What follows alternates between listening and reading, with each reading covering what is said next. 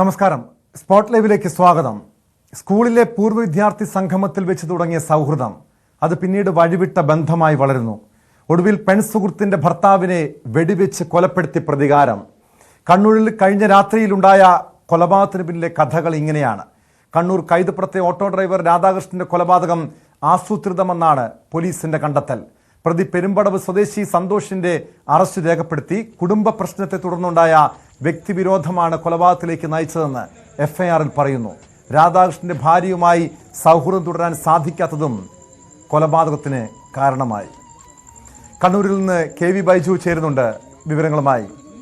ബൈജു, ഇന്നലെ രാത്രി ഏറെ നടുക്കത്തോടെ നമ്മൾ കേട്ട വാർത്തയായിരുന്നു ഓട്ടോ ഡ്രൈവർ രാധാകൃഷ്ണന്റെ കൊലപാതകം. അതിനുശേഷമാണ് ഇതുമായി ബന്ധപ്പെട്ട കൂടുതൽ വിവരങ്ങൾ പുറത്തു വന്നത്. ഈ കൊലപാതകത്തിന് മുൻപ്, ഏതാനും മണിക്കൂറുകൾക്ക് മുൻപ്, ഈ പ്രതി സന്തോഷ് ഫേസ്ബുക്കിൽ പോസ്റ്റ് ഇടുന്നു. തോക്ക്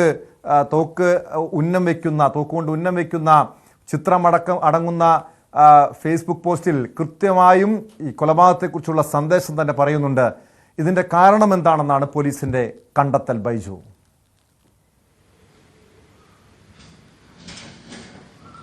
ടോമെ, അങ്ങേയറ്റം ദാരുണമായ സംഭവമാണ് കൈതപ്പുറത്ത് ഇന്നലെ നടന്നത്. ടോം സൂചിപ്പിച്ചതുപോലെ തന്നെ വർഷങ്ങൾക്ക് മുൻപ് കണ്ട, അതായത് സഹപാഠിയായിരുന്ന ഒരാൾ പിന്നീട് അവർക്ക് ആ സൗഹൃദം തുടരാൻ കഴിയാത്ത ഒരു അവസ്ഥ വന്നപ്പോൾ ആ ഭർത്താവിനെ തന്നെ വെടിവെച്ച് കൊലപ്പെടുത്തുന്ന ഒരു സാഹചര്യം. ഏതായാലും തികച്ചും വ്യക്തിപരമായ ഈ പ്രശ്നങ്ങൾ കൊണ്ട്, ഒരു പ്രശ്നം കൊണ്ട് ഈ കൊലപാതകം എന്നാണ് എഫ്ഐആറിൽ പറയുന്നത്.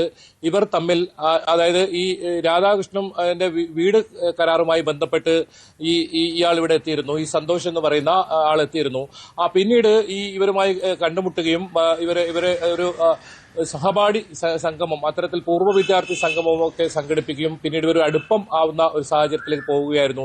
ഇത് തിരിച്ചറിഞ്ഞ്, ഇത്തരത്തിൽ ബന്ധം വഷളാവുന്ന അറിഞ്ഞ് ഈ കുടുംബം, ഈ രാധാകൃഷ്ണൻ ഇത് സംബന്ധിച്ച് പരിയാരം പോലീസ് സ്റ്റേഷനിൽ പരാതി നൽകിയിരുന്നു. ഒരു 3 മാസം മുൻപാണ് ഇത്തരത്തിൽ പരാതി നൽകിയത്. പിന്നീട് അത് പോലീസ് സ്റ്റേഷനിലേക്ക് വിളിച്ചു വരുത്തി ഒത്തുതീർപ്പിലേക്ക് എത്തി ഇവർ തമ്മിൽ ചർച്ച ചെയ്ത് പിരിയുകയായിരുന്നു. പിന്നീട് ഈ സൗഹൃദം തുടരാൻ കഴിഞ്ഞില്ല. അത് വലിയ തോതിലുള്ള വ്യക്തി വൈരാഗ്യമായി മാറുകയും കൃത്യമായ ആസൂത്രണത്തോടുകൂടി ഈ രാധാകൃഷ്ണന്റെ നിർമ്മാണം നടക്കുന്ന വീടിന് സമീപം, അതായത് എല്ലാ ദിവസവും വൈകിട്ട് രാധാകൃഷ്ണൻ ഇവിടെ എത്താറുണ്ടെന്ന് ഇയാൾ കൃത്യമായി അറിയാം.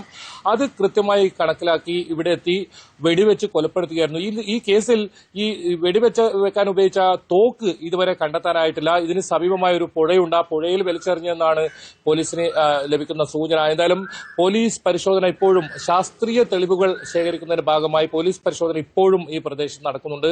മാത്രമല്ല, ഈ പ്രതിയെ ഇനിയും ചോദ്യം ചെയ്യാനുണ്ടെന്നാണ് പോലീസ് പറയുന്നത്. എന്നാലും ഇയാൾ കുറ്റം സമ്മതിച്ചിട്ടുണ്ട്. താൻ തന്നെയാണ് ഈ രാധാകൃഷ്ണനെ കൊലപ്പെടുത്തിയെന്ന കാര്യം ഇയാൾ സമ്മതിച്ചിട്ടുണ്ട്. അതേസമയം തന്നെ ഈ ശാസ്ത്രീയ തെളിവുകൾ ഇതിന് ശേഖരിക്കേണ്ടതുണ്ട്. അത്തരം തെളിവുകൾക്കായി പോലീസ് ഇപ്പോഴും പരിശോധന, ഡോഗ് സ്ക്വാഡ് ഉൾപ്പെടെ പരിശോധന നടത്തുന്നുണ്ട്. ഈ ഡോഗ് സ്ക്വാഡിന്റെ നേതൃത്വത്തിൽ നടത്തിയ പരിശോധനയിലാണ് ഇത്തരത്തിൽ പുഴയുടെ അടുത്തേക്ക് എത്തിയത്. അതുകൊണ്ട് തന്നെ ഈ പുഴയിലേക്ക് ഈ തോക്ക് വലിച്ചെറിഞ്ഞിട്ടുണ്ടാകുമെന്ന ഒരു നിഗമനം ആണ് പോലീസ് പറയുന്നത്. എന്നാലും ഈ കൊലപാതകം നടത്തിയതിനു ശേഷം ഇയാൾ ഇതേ വീട്ടിൽ, ഈ നിർമ്മാണം നടക്കുന്ന വീട്ടിനകത്ത് തന്നെ ഒളിച്ചിരിക്കുകയായിരുന്നു. ഏതായാലും ആ പ്രദേശവാസികളായ ആളുകൾ എത്തിയപ്പോൾ ഇതിനകത്തുണ്ടായിരുന്നു. പിന്നീട് പോലീസിനെ വിവരം അറിയിക്കുകയും ഇയാളെ കസ്റ്റഡിയിൽ എടുക്കുമായിരുന്നു. ഇന്നലെ നല്ല മദ്യലഹരിയിലായതുകൊണ്ട് തന്നെ പോലീസിന് കൂടുതൽ ചോദ്യം ചെയ്യാൻ കഴിഞ്ഞില്ല. ഇന്ന് രാവിലെയാണ് കൂടുതൽ ചോദ്യം ചെയ്യുകയും അതോടുകൂടിയാണ് ഇയാൾ ഇത്തരം കാര്യങ്ങൾ വ്യക്തമാക്കുകയും ചെയ്തത്. എന്തായാലും ടോം സൂചിപ്പിച്ചതുപോലെ തന്നെ ഫേസ്ബുക്ക് പോസ്റ്റ്, അതായത് ഇന്നലെ വൈകിട്ട് 4:23 ഈ സന്തോഷ് തോക്കേന്ത് നിൽക്കുന്ന ഒരു ചിത്രം ഫേസ്ബുക്കിൽ പോസ്റ്റ് ചെയ്യുന്നു. കൊള്ളിക്കുക എന്നതാണ് ടാസ്ക്, കൊള്ളിക്കുമെന്നത് ഉറപ്പായിരുന്നു എന്നാണ് അടിക്കുറിപ്പ്. അതിനുശേഷം 7:25 കൂടി മറ്റൊരു പോസ്റ്റ് ഇടുന്നു. നിന്നോട് ഞാൻ പറഞ്ഞതല്ലേടാ എൻ്റെ പെണ്ണിനെ ഒന്നും ചെയ്യരുതെന്ന്. എൻ്റെ ജീവൻ പോയാൽ ഞാൻ സഹിക്കും, പക്ഷേ എൻ്റെ പെണ്ണ്, നിനക്ക് മാപ്പില്ല എന്ന് തുടങ്ങിയ ഒരു ഫേസ്ബുക്ക് പോസ്റ്റ് 7:27 കൂടി വീണ്ടും ഇയാൾ ഫേസ്ബുക്കിൽ ഒരു പോസ്റ്റായി വരുന്നു. അതായത് ഈ കൊലപാതകത്തിന് തൊട്ട് മുൻപ് ഈ പോസ്റ്റ് ഇടുന്നു. അതിനുശേഷമായിരുന്നോ 7:27 ഇട്ട പോസ്റ്റ് കൊലപാതകത്തിന് ശേഷമായിരുന്നോ?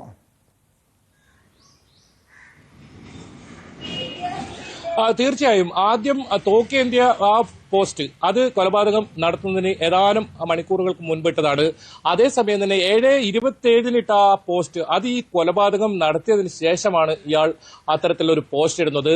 അത് മാത്രമല്ല, പോലീസ് ഇയാളെ പിടികൂടുമ്പോൾ താനെല്ലാം പറയാം എന്ന രീതിയിൽ ഒരു കുറ്റസമ്മതം അവിടെ ആ പ്രദേശത്ത് നിന്ന് പിടികൂടുന്ന സമയത്ത് തന്നെ ഇയാൾ പറയുന്നുണ്ടായിരുന്നു. പിന്നീട് ഇയാൾ മദ്യലഹരിയിലായതുകൊണ്ട് തന്നെ പോലീസിന് രാത്രി വലിയ തോതിലുള്ള ഒരു ചോദ്യം ചെയ്യൽ നടന്നില്ല. രാവിലെയാണ് ഇത് സംബന്ധിച്ച് ഞെട്ടിക്കുന്ന വിവരങ്ങൾ പുറത്തു വരുന്നത്. അതായത് ഈ കാര്യത്തിൽ ടോം സൂചിപ്പിച്ചതുപോലെ തന്നെ നേരത്തെ സഹപാഠിയായിരുന്നു ഈ രാധാകൃഷ്ണന്റെ ഭാര്യ. പിന്നീട് ഈ നിർമ്മാണ കരാർ ഏറ്റെടുത്തതോടുകൂടി ഇവിടെ നിന്നും വീണ്ടും കണ്ടുമുട്ടുന്നു. അത് വീണ്ടും ഒരു സൗഹൃദവും പ്രണയവും ആയി മാറുന്നു. പിന്നീട് ഇവർ ഒരു പൂർവ്വ വിദ്യാർത്ഥി സംഗമവും കൂടി സംഘടിപ്പിക്കുന്നു. അവിടെ പല കാര്യങ്ങളും തുറന്നു പറയുന്നു. നമുക്കറിയാം, ഇത്തരം പൂർവ്വ വിദ്യാർത്ഥി സംഗമങ്ങൾ ഒരുപാട് ഇത്തരം പരിപാടികളിൽ ഒരുപാട് ഒളിച്ചോട്ടങ്ങൾ, ഒരുപാട് കുടുംബ ബന്ധങ്ങൾ തകരുന്ന രീതിയിലേക്കുള്ള ആ കാര്യങ്ങളൊക്കെ മാറുന്നത് ഒരുപാട് വാർത്തകൾ നമ്മൾ റിപ്പോർട്ട് ചെയ്തതാണ്. അത്തരം ഒരു സാഹചര്യത്തിലേക്ക് ഈ സംഭവം മാറുന്നു. എന്നാൽ ഇത് രാധാകൃഷ്ണൻ ഇയാൾ ഇത് അറിയുകയും ഇത് പിന്നീട് ഇവർ തമ്മിൽ വലിയ തർക്കം ഉണ്ടാകുന്ന ഒരവസ്ഥയിലേക്ക് പോവുകയും അത് പോലീസ് സ്റ്റേഷനിലേക്ക് വരെ ഈ കാര്യങ്ങൾ എത്തുന്ന സാഹചര്യമാണ് ഉണ്ടായത്. പോലീസ് സ്റ്റേഷനിലേക്ക് വിളിപ്പിച്ച് രണ്ടുപേരെയും ഇത്തരത്തിൽ ഈ പ്രത്യേകിച്ച് ഈ സന്തോഷിനെ താക്കീത് ചെയ്ത് വിടുകയായിരുന്നു. പിന്നീട് ഈ ബന്ധം ഇവർക്ക് സൗഹൃദം അല്ലെങ്കിൽ ഈ ബന്ധം ഇവരുമായുള്ള ബന്ധം തുടരാൻ ആയില്ല എന്നാണ് പോലീസ് പറയുന്നത്. അതാണ് വലിയ വൈരാഗ്യത്തിലേക്ക് കലാശിച്ചതും പിന്നീട് ഇയാളെ കൊല നടത്തണം എന്ന ഉദ്ദേശത്തോടുകൂടി അത്രത്തോളം ആസൂത്രിതമായി ഇയാൾ തോക്കുമായി ഇവിടെ എത്തുകയായിരുന്നു. ഇയാൾ ഈ പ്രദേശത്ത് കാട്ടുപന്നികളെയൊക്കെ വെടിവെക്കുന്ന ഒരു സംഘം റെസ്ക്യൂ ടീമുണ്ട്. ആ ടീമിലെ അംഗമാണ്. അത്രമാത്രമല്ല, ഈ വെടിവെക്കുന്ന ഒരാളായതുകൊണ്ട് ഇത്തരത്തിൽ കാട്ടുപന്നികളെയൊക്കെ വെടിവെക്കുന്ന ഒരാളായതുകൊണ്ട് ഇയാൾക്ക് തോക്ക് ഉപയോഗിച്ച് കൃത്യമായ ശീലവുമുണ്ട്. അതാണ് ഇയാൾ ഈ തോക്കുമായി ഇവിടെ എത്തുകയും കൃത്യമായി നെഞ്ചിൽ തന്നെയാണ് രാധാകൃഷ്ണന്റെ ഈ വെടിയുണ്ട ഏൽക്കുന്നതും ആ ചോരയിൽ കുളിച്ച് കിടക്കുന്ന രാധാകൃഷ്ണനെ ആശുപത്രിയിൽ എത്തിച്ചെങ്കിലും വൈകിട്ട് ജീവൻ രക്ഷിക്കാനായില്ല. അത്രത്തോളം കൃത്യമായ ഉന്നം വെച്ച് കൊലപാതകം നടത്തണമെന്ന ഉദ്ദേശത്തോടു കൂടി തന്നെയാണ് പ്രതി ഇവിടെ എത്തിയത്. പക്ഷേ അപ്പോഴും ഈ പ്രതി കൃത്യമായി ഈ ആയുധം അത് കൃത്യമായി നശിപ്പിച്ചിരിക്കുന്നു. അതല്ലെങ്കിൽ പോലീസിന് അത് കിട്ടാത്ത രീതിയിൽ അത് മാറിയിരിക്കുന്നു. ആ ആയുധം നിർണായകമാണ്. ഈ തോക്ക് കണ്ടെത്തേണ്ടതുണ്ട്. കാരണം ഇതിൽ ശാസ്ത്രീയമായ തെളിവുകളുടെ അടിസ്ഥാനത്തിൽ മാത്രമേ മുന്നോട്ട് പോകാൻ പറ്റൂ പോലീസിന്. കാരണം ഇതിൽ ദൃക്സാക്ഷികളായി ആരുമില്ല. ഈ രാധാകൃഷ്ണന്റെ മകന്റെ അർപ്പിതിന്റെ പരാതിയിലാണ് ഇപ്പോൾ കേസെടുത്തിട്ടുള്ളത്. ആ എഫ്ഐആറിലാണ് കൃത്യമായി പറയുന്നത് കുടുംബ പ്രശ്നവുമായി ബന്ധപ്പെട്ട വ്യക്തിവൈരാഗ്യമാണ് ഈ കൊലപാതകത്തിന് കാരണമെന്ന് കൃത്യമായി എഫ്ഐആറിൽ പറയുന്നുണ്ട്. ഈ രാധാകൃഷ്ണന്റെ ഭാര്യയുമായുള്ള സൗഹൃദം അത് തുടരാൻ സാധിക്കാത്തതിലുള്ള കൃത്യമായ വൈരാഗ്യം, ആ പക, അതാണ് ഈ കൊലപാതകത്തിലേക്ക് കലാശിച്ചത്. കൃത്യമായി ഇവിടെ എത്തുന്നത് ഈ രാധാകൃഷ്ണൻ വൈകുന്നേരങ്ങളിൽ ഈ നിർമ്മാണം നടക്കുന്ന വീടുകളിൽ എത്തിക്കുന്നത് കൃത്യമായി അറിഞ്ഞ് അവിടെ എത്തുകയും ആ കൊലപാതകം നടത്തിയതിനു ശേഷം അവിടെ നിന്ന് തന്നെ പോലീസിന് പിടികൊടുക്കുന്ന ഒരു സാഹചര്യമാണ് ഉണ്ടായത്. എന്നാലും കൂടുതൽ കാര്യങ്ങൾ ഇയാളിൽ നിന്നും ഇനിയും അറിയാനുണ്ട്. അത്തരം കാര്യങ്ങളിലേക്ക് പോലീസ് കടക്കുന്നുണ്ട്. എന്നാലും ടോം സൂചിപ്പിച്ചതുപോലെ തന്നെ വളരെ ഞെട്ടിക്കുന്ന ഒരു സംഭവമായിരുന്നു ഇന്നലെ കൈതപ്പുറത്ത് നിന്ന് റിപ്പോർട്ട് ചെയ്തത്. ഇന്ന് ആ രീതിയിലുള്ള പോലീസ് അന്വേഷണവും ഈ ഇത്തരം കാര്യങ്ങളും കണ്ണൂരിൽ നിന്ന് KV ബൈജുവാണ് വിവരങ്ങൾ നൽകിയത്. ഏറെ നടുക്കമുണ്ടാക്കുന്ന വാർത്തയായിരുന്നു ഇന്നലെ രാത്രി കണ്ണൂരിൽ നിന്നും, കണ്ണൂർ കൈതപ്പുറത്തു നിന്നും പുറത്തു വന്നത്. ഒരു വഴിവിട്ട സൗഹൃദം ഒടുവിൽ ക്രൂരമായ കൊലപാതകത്തിൽ കലാശിക്കുന്ന കാഴ്ച. ഇതോടൊപ്പം കേരളം ഞെട്ടലോടെ കേട്ട വാർത്തയാണ് തിരുവനന്തപുരം നെയ്യാറ്റിൻകരയിൽ അയൽവാസിയെ കുത്തിക്കൊലപ്പെടുത്തിയ കേസ്. നാട്ടുകാർ നോക്കി നിൽക്കെയാണ് അക്രമി അയൽവാസിയെ കുത്തിക്കൊന്നത്. നെയ്യാറ്റിൻകര മാവിളക്കടവ് സ്വദേശി ശശിയാണ് കൊല്ലപ്പെട്ടത്. അയൽവാസി സുനിൽ ജോസിനെ പിന്നീട് പോലീസ് അറസ്റ്റ് ചെയ്തു.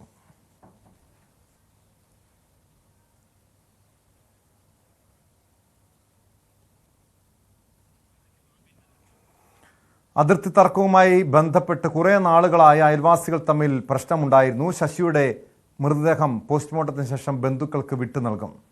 പ്രതി സുനിൽ ജോസിനെ പോലീസ് വിശദമായി ചോദ്യം ചെയ്ത ശേഷം കോടതിയിൽ ഹാജരാക്കും. വി വിനോദ് ചേരുന്നുണ്ട് വിവരങ്ങളുമായി. വിനോദ, ദൃശ്യങ്ങൾ തന്നെ ഏറെ ഭയമുളവാക്കുന്നതാണ്. കാരണം ആളുകൾ നോക്കി നിൽക്കെ പരസ്യമായി ഒരു അയൽവാസിയെ കുത്തിക്കൊലപ്പെടുത്തുന്നു. എന്തായിരുന്നു ഈ പ്രകോപനത്തിന് കാരണം?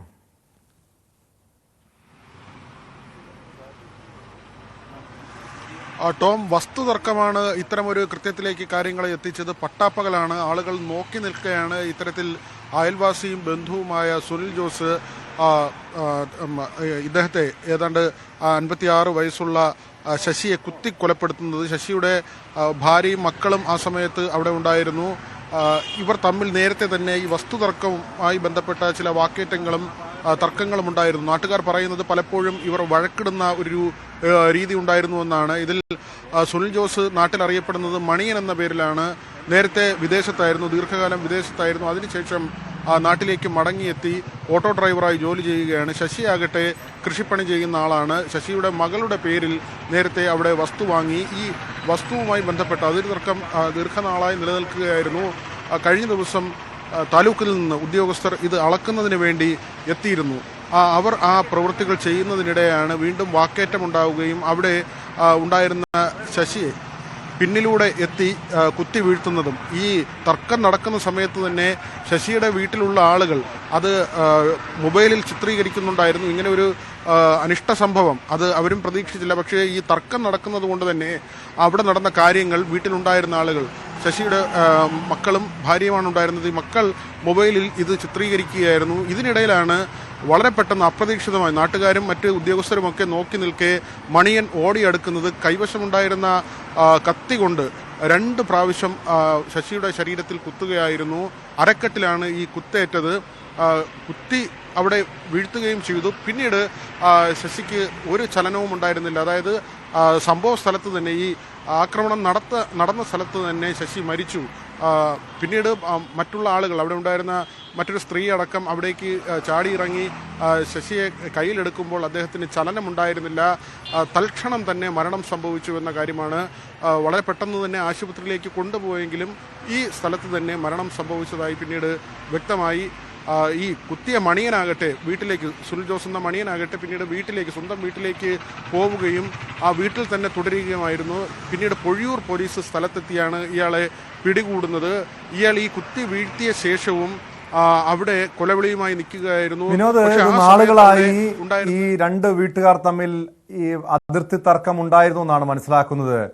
പിന്നീട് ഇത് അധികൃതർക്ക് ഇതുമായി ബന്ധപ്പെട്ട് പരാതി നൽകുന്നു. അങ്ങനെ അധികാരികളൊക്കെ ഈ വിഷയത്തിൽ ഇടപെട്ടതല്ലേ? പിന്നെ എന്തുകൊണ്ടാണ് ഈ പ്രശ്നം പരിഹരിക്കപ്പെടാതെ പോയത്?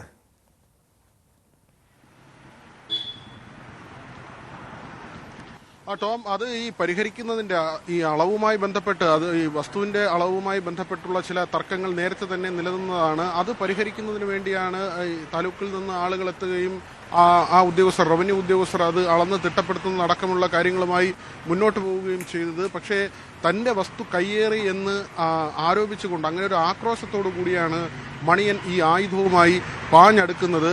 ഇതാരും തന്നെ പ്രതീക്ഷിച്ചതല്ല. ഇങ്ങനെ ഒരു കൊലപാതകം അവിടെ നടക്കുമെന്ന ഒരു സൂചനയും, അല്ലെങ്കിൽ ആ തരത്തിലുള്ള ഏതെങ്കിലും ആയുധവുമായി വരികയോ വെല്ലുവിളിക്കുകയോ അങ്ങനെ ആക്രമിക്കുമെന്ന് ആരെങ്കിലും കരുതുകയോ ചെയ്തില്ല. ഇദ്ദേഹവും അവിടെ ഈ അതിരുമായി ബന്ധപ്പെട്ട കാര്യങ്ങൾ, അതിൻ്റെ പ്രവൃത്തിയിൽ ഏർപ്പെട്ടിരിക്കുകയായിരുന്നു.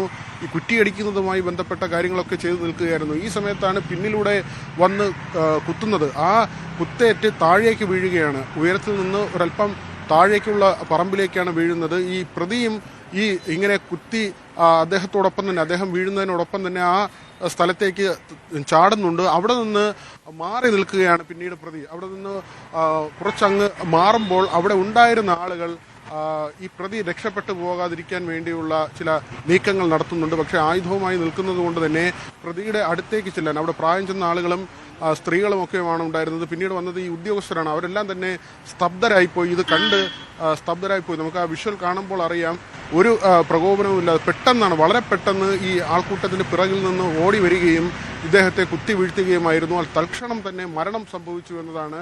പിന്നീട് അവിടെ ഒരു കൂട്ട നിലവിളിയാണ്. ആ വീട്ടുകാരും അവിടെ ഉണ്ടായിരുന്ന ആളുകളും എല്ലാം തന്നെ നിലവിളിക്കുകയാണ്. ആശുപത്രിയിലേക്ക് കൊണ്ടുപോകാനുള്ളൊരു ശ്രമം നടത്തിയെങ്കിലും ജീവൻ രക്ഷിക്കാൻ കഴിഞ്ഞില്ല. അവിടെ തന്നെ അദ്ദേഹം വീണ് മരിക്കുകയായിരുന്നു. 2 കുത്തുകളാണ് ശരീരത്തിൽ ഏറ്റത്. ടോം,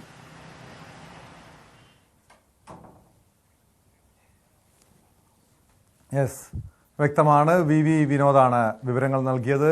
തിരുവനന്തപുരം നെയ്യാറ്റിൻകരയിലാണ് തർക്കത്തെ തുടർന്ന് അയൽവാസിയെ കുത്തിക്കൊലപ്പെടുത്തിയതെന്ന് നാട്ടുകാർ ഉൾപ്പെടെ നോക്കി നിൽക്കുകയായിരുന്നു ഈ ക്രൂരമായ കൊലപാതകം അരങ്ങേറിയത്.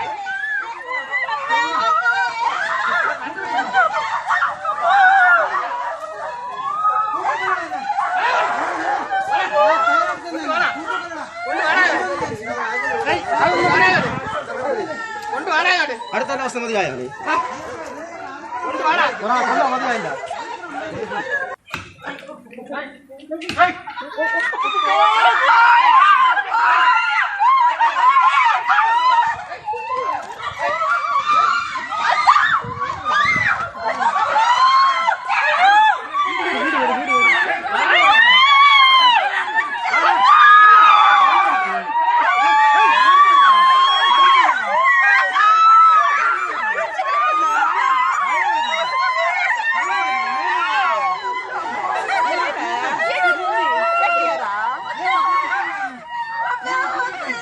വിനോദിലേക്ക് ഒരിക്കൽ കൂടി. വിനോദ്, ആ ദൃശ്യങ്ങൾ തന്നെ ഏറെ പേടിപ്പെടുത്തും. കാരണം അതിവേഗത്തിൽ ഓടി വരുന്ന അക്രമി സുനിൽ പിന്നീട് ഈ ശശിയെ കൊലപ്പെടുത്തുന്നുണ്ട്. അങ്ങനെ ആസൂത്രിതമായി നടത്തിയൊരു കൊലപാതകമാണോ അതോ പെട്ടെന്നുള്ള ഒരു പ്രകോപനമായിരിക്കുമോ കൊലപാതകത്തിലേക്ക് നയിച്ചത്?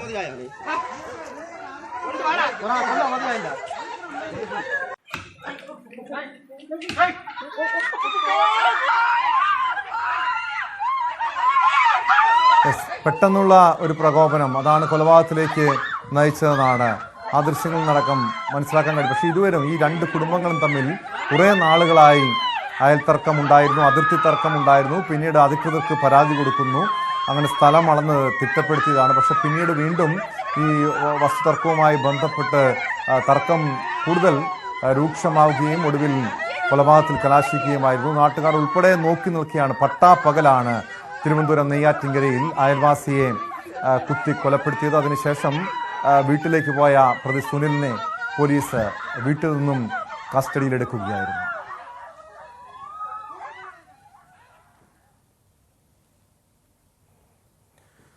കോഴിക്കോട് ഈങ്ങാപ്പുഴയിൽ ഭാര്യ ഷിബിലയെ കൊല്ലാൻ ഭർത്താവ് യാസർ ഉപയോഗിച്ചത് 2 കത്തികളെന്ന് പോലീസ്. രക്തം പുരണ്ട 2 കത്തികൾ സ്ഥലത്തു നിന്നും ലഭിച്ചു. പ്രതി യാസറിനെ കസ്റ്റഡിയിൽ വാങ്ങാൻ അന്വേഷണ സംഘം താമരശ്ശേരി കോടതിയിൽ ഇന്ന് കസ്റ്റഡി അപേക്ഷ നൽകും. കസ്റ്റഡിയിൽ കിട്ടുന്ന മുറയ്ക്ക് പ്രതിയെ വിശദമായി ചോദ്യം ചെയ്യും. അതിനുശേഷം തെളിവെടുപ്പ് നടത്തുമെന്നാണ് പോലീസ് നൽകുന്ന വിവരം. MS അനീഷ് കുമാർ ചേരുന്നുണ്ട് വിവരങ്ങളുമായി. അനീഷ്, ഈ കൊലപാതകവുമായി ബന്ധപ്പെട്ട് ഷിബിലയുടെ കൊലക്കേസുമായി ബന്ധപ്പെട്ട് കൂടുതൽ ഒരു വ്യക്തത വരുന്നുണ്ട്. അതായത് 2 കത്തികൾ പ്രതി യാസർ കൊലപ്പെടുത്താൻ ഉപയോഗിച്ചത്, ഭാര്യയെ കൊലപ്പെടുത്താൻ ഉപയോഗിച്ചത് 2 കത്തികളാണെന്ന് പറയുന്നു. അതിലും അപ്പുറം ഇയാളുടെ ഭാഗത്തുനിന്ന് ഇയാളുടെ ഒരു സ്വഭാവ വൈകൃതവുമായി ബന്ധപ്പെട്ട, ലൈംഗിക വൈകൃതവുമായി ബന്ധപ്പെട്ട കാര്യങ്ങളൊക്കെ പുറത്തു വരുന്നുണ്ടല്ലോ. ഈ പ്രതി യാസറിൻ്റെ ലൈംഗിക വൈകൃതത്തിനടക്കം ഇരയാകേണ്ടി വരുന്നു ഷിബില. പിന്നീട് സ്വന്തം വീട്ടിലേക്ക് പോകുന്നു. അവിടെ വെച്ച് ക്രൂരമായ ആക്രമണത്തിന് ഇരയായി കൊല ചെയ്യപ്പെടുന്നു. ഏറ്റവും ഒടുവിൽ ഈ കേസുമായി ബന്ധപ്പെട്ട് പുറത്തു വരുന്ന വിവരങ്ങൾ എന്തൊക്കെയാണ് അനീഷ്?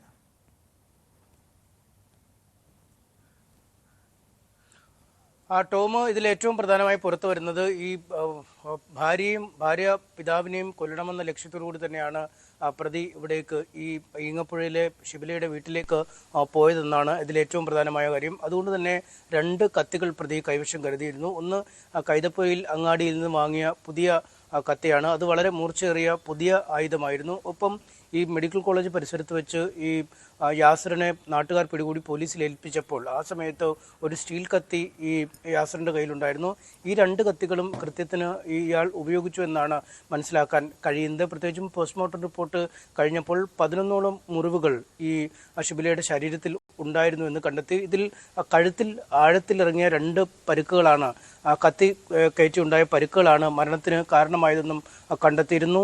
ഈ 2 പരുക്കുകളും ഒരുപക്ഷെ ഈ മൂർച്ചയേറിയ പുതിയ ആയുധം വെച്ചുള്ളതാവാം. മറ്റ് ശരീരത്തിൽ നിരവധി കുത്തുപാടുകൾ ഉണ്ടായിരുന്നു. അത് ചെറിയ കത്തി ഉപയോഗിച്ച് ശരീരത്തിൽ കുത്തി വലിച്ച് എന്ന രീതിയിലുള്ള മുറിവുകളാണ്. അതുകൊണ്ട് ഈ 2 ആയുധങ്ങളും ഈ പ്രതി ഉപയോഗിച്ചുവെന്നാണ് കണ്ടെത്തിയത്. ഒരുപക്ഷെ ഒരു ആയുധം ഉപയോഗിച്ചു ഒരാളെ വകവരുത്തുക, ഷിബിലയെ വകവരുത്തുക, മറുവശത്ത് ഈ ആയുധമൊന്നും ഊരിയെടുക്കാൻ കഴിഞ്ഞില്ലെങ്കിൽ കൈവശമുള്ള മറ്റൊരു കത്തി ഉപയോഗിച്ച് ഭാര്യ പിതാവിനെ വകവരുത്തുക, ഈ ലക്ഷ്യമായിരുന്നു അയാൾക്ക് എന്ന ഒരു നിഗമനത്തിലാണ് പോലീസ് തിരിക്കുന്നത്. 2 ഈ ആയുധങ്ങളിലും 2 കത്തികളിലും പുരണ്ടിരിക്കുന്നതിനാൽ 2 ആയുധങ്ങളും ഉപയോഗിച്ചിട്ടുണ്ട് എന്നൊരു നിഗമനത്തിൽ തന്നെയാണ് പോലീസ് ഫോറൻസിക് പരിശോധന അടക്കം പൂർത്തിയാക്കി കത്തികൾ തെളിവായി കോടതിയിലേക്ക് സമർപ്പിച്ചിട്ടുണ്ട്. അതുകൊണ്ട് കൃത്യമായ ഒരു ആസൂത്രണം ഇതുമായി ബന്ധപ്പെട്ട് ഇയാൾ നടത്തിയിരുന്നു എന്നതിൻ്റെ ഏറ്റവും പ്രധാന തെളിവാണ് ഈ 2 ആയുധങ്ങൾ കണ്ടെടുത്തത് എന്നാണ് പോലീസ് പറയുന്നത്. എന്തായാലും കൃത്യം നടന്ന അന്ന് അർദ്ധരാത്രിയോടുകൂടി തന്നെ ഈ യാസറിനെ പിടികൂടാൻ പോലീസിന് കഴിഞ്ഞിരുന്നു. അതിനുശേഷം വിശദമായ ചോദ്യം ചെയ്യൽ നടത്തി ഫോറൻസിക് പരിശോധനകളൊക്കെ പൂർത്തിയാക്കി പിന്നീട് കോടതിയിൽ നൽകിയെങ്കിലും കോടതി റിമാൻഡിലേക്ക് വിടുകയായിരുന്നു. അതിനുശേഷം ഇന്ന് 3 മണിക്ക് ഈ റിമാൻഡിന് ശേഷം കസ്റ്റഡി ആവശ്യപ്പെട്ട് പോലീസ് കസ്റ്റഡി അപേക്ഷ കോടതിയിൽ നൽകും. ഇതിന്മേൽ വാദം നടന്ന ശേഷം ഒരുപക്ഷെ തിങ്കളാഴ്ചയാവും കസ്റ്റഡിയിലേക്ക് നൽകുക എന്നാണ് നമുക്ക് മനസ്സിലാക്കാൻ കഴിയുന്നത്. അങ്ങനെയെങ്കിൽ തിങ്കളാഴ്ച പ്രതിയുമായി ഈ ഈങ്ങപ്പുഴ അടക്കമുള്ള ഈ വീട്ടിലേക്കും മറ്റ് ക്വാർട്ടേഴ്സ് അടക്കമുള്ള ഇടങ്ങളിലേക്കും ഒക്കെ കൊണ്ടുപോയി പോലീസ് തെളിവെടുപ്പിനുള്ള നീക്കം നടത്തുന്നുണ്ട്. അത്തരമൊരു തെളിവെടുപ്പ് നടക്കും. ഒപ്പം ഇന്നലെ തന്നെ ഈ ഭാര്യ പിതാവിൻ്റെയും മാതാവിൻ്റെയും ഒക്കെ വിശദമായ മൊഴി മെഡിക്കൽ കോളേജ് ആശുപത്രിയിൽ എത്തി അന്വേഷണ സംഘം രേഖപ്പെടുത്തുകയും ചെയ്തുകൊണ്ട് അതുകൊണ്ട് പഴുതടച്ച രീതിയിൽ ഈ കേസ് മുന്നോട്ട് കൊണ്ടുപോകുന്നതിനുള്ള നീക്കങ്ങളാണ് പോലീസ് നടത്തുന്നത്. ഒപ്പം അങ്ങനെ ഒരു കുടുംബ പ്രശ്നത്തിനപ്പുറം ഈ ഭാര്യ ഷിബില സ്വന്തം വീട്ടിലേക്ക് പോയതിന്റെ വൈരാഗ്യത്തിനപ്പുറം ഈ ലഹരി ഒരു വില്ലനായിട്ടുണ്ട്. കാരണം ലഹരിക്കടിമയാണ് പ്രതി യാസിർ എന്ന വിവരങ്ങൾ നേരത്തെ തന്നെ പുറത്തു വന്നതാണ്. മുൻപ് താമരശ്ശേരിയിൽ തന്നെ അനീഷ് റിപ്പോർട്ട് ചെയ്ത വാർത്തയാണ്. താമരശ്ശേരിയിൽ തന്നെ സ്വന്തം അമ്മയെ കൊലപ്പെടുത്തിയ ആഷിഖിൻ്റെ അടുത്ത സുഹൃത്താണ് ഈ യാസിറും ആഷിഖുമൊക്കെ താമരശ്ശേരി കേന്ദ്രീകരിച്ച് ലഹരി വിൽപ്പന നടത്തുന്ന സംഘത്തിലെ പ്രധാനികളാണ് എന്ന വിവരങ്ങളൊക്കെ പുറത്തു വന്നിരുന്നല്ലോ. അതും അതായത് ഈ ലഹരിയുടെ ഒരു അടിമത്തത്തിൽ ഈ കഞ്ചാവ് ലഹരിയിൽ കാട്ടിക്കൂട്ടിയ പരാക്രമം, കൊലപാതകം എന്നൊരു വിലയിരുത്തൽ നിരീക്ഷണം പോലീസിനുണ്ടോ? അതോ ഈ ഭാര്യയെ പിണങ്ങിപ്പോയതിൻ്റെ സ്വന്തം വീട്ടിലേക്ക് പോയതിൻ്റെ വിരോധം തന്നെ ആയിരിക്കുമോ ഈ കൊലപാതകത്തിന് കാരണമായത്?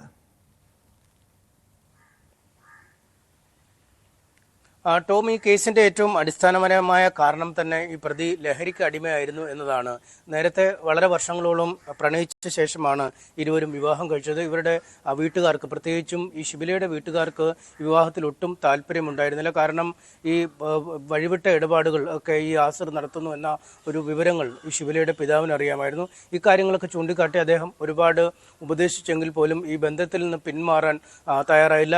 ഷിബിലയുടെ വിവാഹം മറ്റൊരാളുമായി ഏതാണ്ട് ഉറപ്പിച്ച ഘട്ടമൊക്കെ എത്തുകയും ചെയ്തിരുന്നു. പക്ഷേ അപ്പോഴേക്കും കൂടുതൽ യാസിറുമായി അടുത്ത ഷിബില വീട്ടിൽ നിന്നും സ്വമേധയാ ഇറങ്ങിപ്പോവുകയും അയാളോടൊപ്പം രജിസ്റ്റർ വിവാഹം കഴിച്ച് ഒപ്പം ജീവിക്കുകയുമായിരുന്നു ഉണ്ടായിരുന്നത്.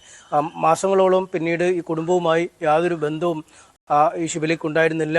പിന്നീട് ഈ കുട്ടി ഉണ്ടായ ഒരു സാഹചര്യത്തിലാണ്, സാധാരണഗതി നമുക്കറിയാം, ഈ ഒളിച്ചോട്ടവും പ്രണയവിവാഹവും ഉണ്ടായി കഴിയുമ്പോൾ ഈ കുട്ടികളൊക്കെ ഉണ്ടാകുമ്പോഴേക്കും ഈ പേരക്കുട്ടികളെ കാണാനുള്ള ആഗ്രഹം നിമിത്തം പലപ്പോഴും ഈ കുടുംബങ്ങൾ അവരുടെ കടുംപിടുത്തം ഉപേക്ഷിച്ച് അവരെ കൂടെ കൂട്ടുന്ന ഒരു സാഹചര്യമാണ്. അതുതന്നെയാണ് ഈ ഈങ്ങാപ്പുഴയിലും ഉണ്ടായത്. ഈ കുട്ടി ഉണ്ടായി കഴിഞ്ഞപ്പോൾ ഈ അബ്ദുൾ റഹീമൊക്കെ ഈ കുട്ടിയോട് സ്നേഹം കാണിക്കുകയും ഷിബിലയെ വീണ്ടും വീട്ടിൽ വരാൻ അനുവദിക്കുകയും ഒക്കെ ചെയ്തു.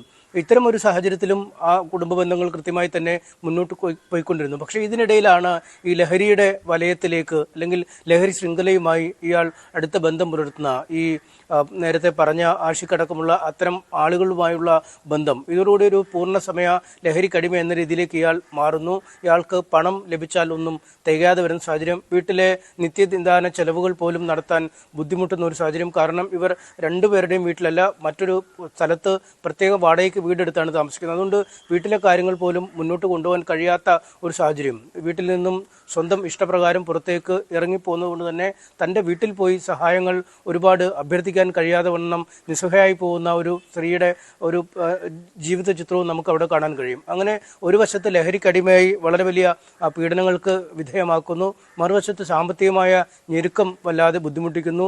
സ്വർണ്ണമൊക്കെ ഉള്ളത് പൂർണ്ണമായും പണയം വെക്കുന്നു, അടുത്തുള്ള ആളുകളിൽ നിന്നും കടം വാങ്ങുന്നു. അങ്ങനെ ഒരു ജീവിതവും ഒരു തരത്തിലും ജീവിതം മുന്നോട്ട് പോകാൻ കഴിയാത്ത ഒരു അവസ്ഥയിലേക്ക് എത്തിയപ്പോഴാണ് ഇയാളുടെ പീഡനങ്ങളിൽ മനംനൊന്ത് ഈ കുട്ടി സ്വന്തം വീട്ടിലേക്ക് പോകുന്നത്. ഒപ്പം ഈ ആഷിഖിനെ പോലുള്ള കൊടും ക്രിമിനലുകളുമായാണ് ബന്ധം. ഈ ആഷിഖ് അമ്മയെ കൊന്ന ശേഷവും ആഷിഖിന്റെ ചിത്രവും ഇയാളുടെ ചിത്രവും ഒക്കെ മൊബൈൽ ഫോണിൽ കാണുമ്പോൾ ഇതേ ചൊല്ലിപ്പോലും ആ കുടുംബത്തിൽ തർക്കങ്ങളും പ്രശ്നങ്ങളും ഉണ്ടാവുന്നു. പിന്നീട് ഈ തർക്കം വഷളായി മാറുകയും ഒരു നിമിഷം പോലും ഇയാളുടെ ഒപ്പം ജീവിക്കാൻ കഴിയാത്ത ഒരു സാഹചര്യത്തിലേക്ക് കാര്യങ്ങൾ നീങ്ങുകയും ചെയ്യുന്നു. അങ്ങനെയാണ് സ്വന്തം വീട്ടിലേക്ക് ഈ യുവതി പോയത്. അതുകൊണ്ട് ഈ ലഹരിയുടെ ഇടപെടൽ ഒരു സാധാരണ രീതിയിൽ ജീവിക്കുന്ന ഒരു കുടുംബത്തിലേക്ക് ലഹരി എത്തുമ്പോൾ, ഈ രാസലഹരി മയക്കുമരുന്ന് എത്തുമ്പോൾ ഉണ്ടാകുന്ന ഒരു മാറ്റം, അതിൻ്റെ ഏറ്റവും വലിയ ഉദാഹരണം കൂടിയാണ് ഈ ചെറിയ കുടുംബത്തിന് സംഭവിച്ച ദുരന്തം. ടോം,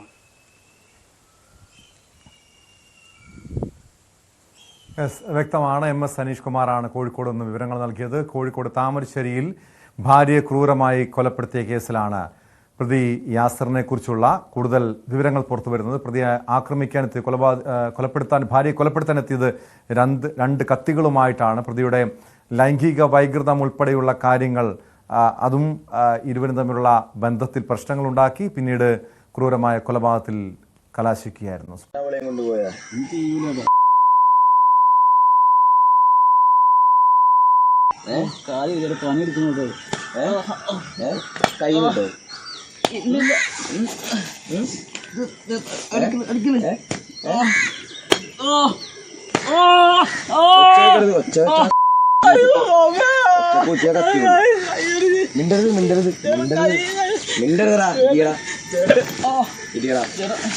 ഓടിയാ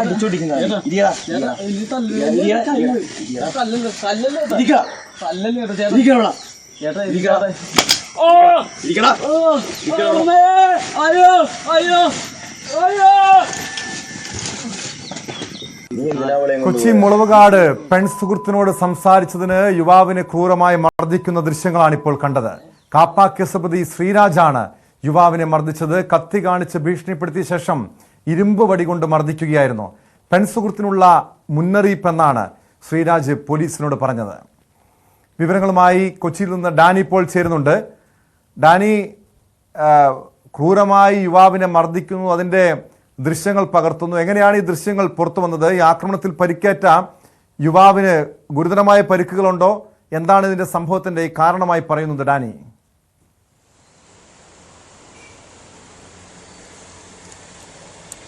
ടോമത് 2 ദിവസം മുൻപാണ് ഈ സംഭവം നടക്കുന്നത്. ഇതിൽ ഇപ്പോൾ നിലവിൽ ശ്രീരാജിനെ പോലീസ് അറസ്റ്റ് ചെയ്തിട്ടുണ്ട്. ഇയാൾ കാപ്പ കേസ് പ്രതി കൂടിയാണ്.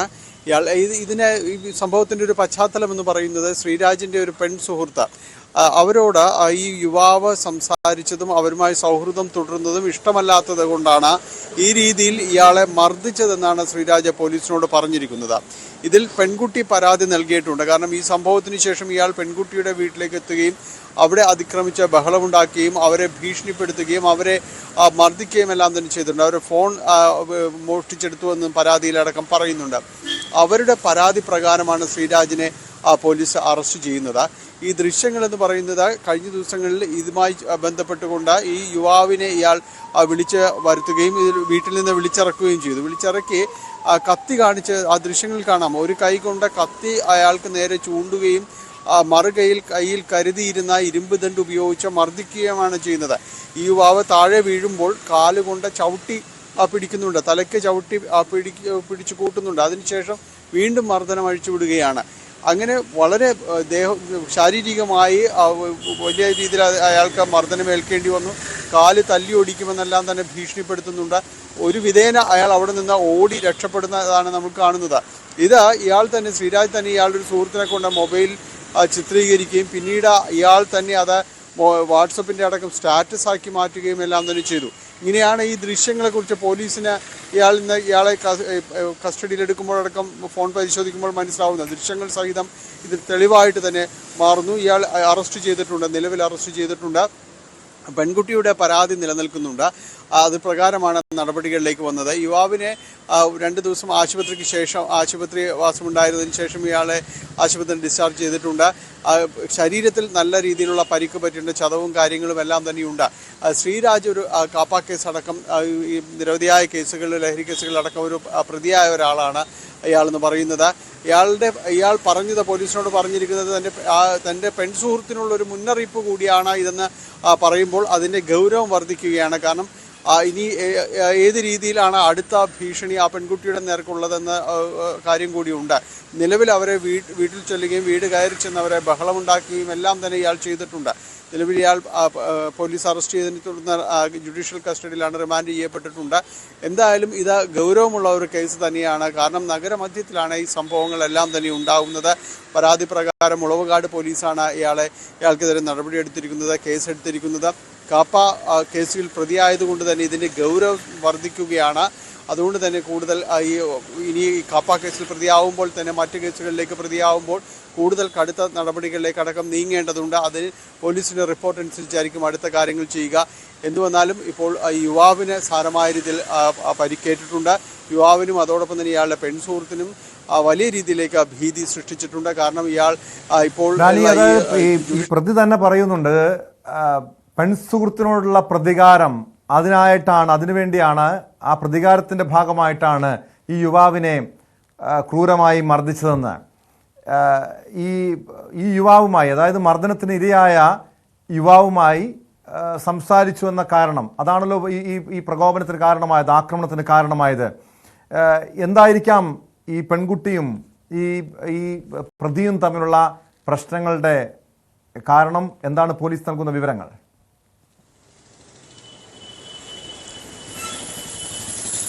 പോലീസ് നൽകുന്ന ഒരു വിവരമെന്ന് പറയുന്നത് ഈ പെൺകുട്ടിയും ശ്രീരാജും തമ്മിൽ അടുപ്പമുണ്ടായിരുന്നു. കഴിഞ്ഞ കുറച്ച് നാളുകളായി അവർ തമ്മിൽ അടുപ്പമുള്ള ആളുകളാണ്.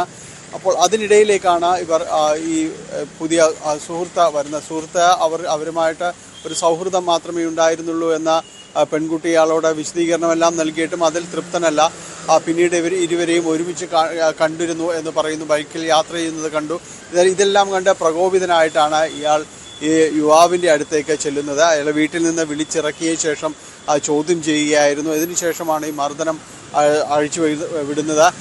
ഇയാൾ ശ്രീരാജ പോലീസിനോട് പറഞ്ഞ മറ്റൊരു കാര്യം കൂടിയുണ്ട്. അയാൾ ഈ അടുത്തിടെ കണ്ട ചില സിനിമകൾ, മലയാള സിനിമകൾ പ്രത്യേകിച്ച്, അതിൽ നിന്ന് പ്രചോദനം ഉൾക്കൊണ്ട് അതിലെ ചില രംഗങ്ങൾ താൻ അതുപോലെയാണ് ഈ രീതിയിൽ യുവാവിന് നേരിട്ട ഒരു രീതിയെല്ലാം തന്നെ ആ സിനിമകളിൽ നിന്നുള്ള ഒരു പ്രചോദനമാണെന്നെല്ലാം തന്നെ ഇയാൾ പോലീസിനോട് പറഞ്ഞിരിക്കുകയാണ്. അതൊരു ഭാഗത്ത് നിൽക്കുന്നു. എന്തായിരുന്നാലും ഇയാൾക്കെതിരെ ഈ ശ്രീരാജ യുവാവിന് നേരെ കടുത്ത രീതിയിലാണ് ഈ മർദ്ദനം അഴിച്ചുവിട്ടത്. അതിന് കാരണമായിട്ടുള്ളത് ഒരേ ഒരു കാര്യം, ഇയാളുടെ പെൺസുഹൃത്തിനോട് അടുപ്പം പുലർത്തി അവരോട് ഇയാൾ മറ്റൊരാൾ കൂടി സൗഹൃദം സ്ഥാപിച്ചു. അത് ഇയാൾക്ക് ഇഷ്ടപ്പെട്ടില്ല. തുടർന്ന് വീട്ടിൽ നിന്ന് വിളിച്ചിറക്കി കത്തി കാണിച്ച് ഭീഷണിപ്പെടുത്തി മർദ്ദിക്കുക. തുടർന്ന് പെൺകുട്ടിയുടെ വീട്ടിലെത്തി അവർക്ക് ഒരു മുന്നറിയിപ്പ് നൽകുക. അവരെ വീട്ടിൽ ബഹളം ഉണ്ടാക്കുന്നു, ആ പെൺകുട്ടിയെ പരിക്കേൽപ്പിക്കുന്നു, ഫോൺ വലിച്ചടിക്കുന്നു. ഒപ്പം പോലീസിനോട് പറഞ്ഞിരിക്കുന്നു ഇത് അവർക്കുള്ളൊരു വാണിംഗ് ബെല്ലാണെന്ന്. അത് തന്നെയാണ് ഇതിലെ ഏറ്റവും ഗുരുതരമായ ഒരു സ്വഭാവം എന്ന് പറയുന്നത്. കാരണം ഇയാൾ ഇനിയിപ്പോൾ ജുഡീഷ്യൽ കസ്റ്റഡി കഴിഞ്ഞാൽ അടുത്തത് എന്ത് ചെയ്യുമെന്നുള്ളൊരു ഭീതി ഈ പെൺകുട്ടിക്കുണ്ട്, യുവാവിനുണ്ട്, ഇവരുടെ കുടുംബങ്ങൾക്കുമുണ്ട്. പോലീസാണ് ഇതിൽ കൃത്യമായ രീതിയിൽ ഇനി ഇടപെടേണ്ടത്. ടോം.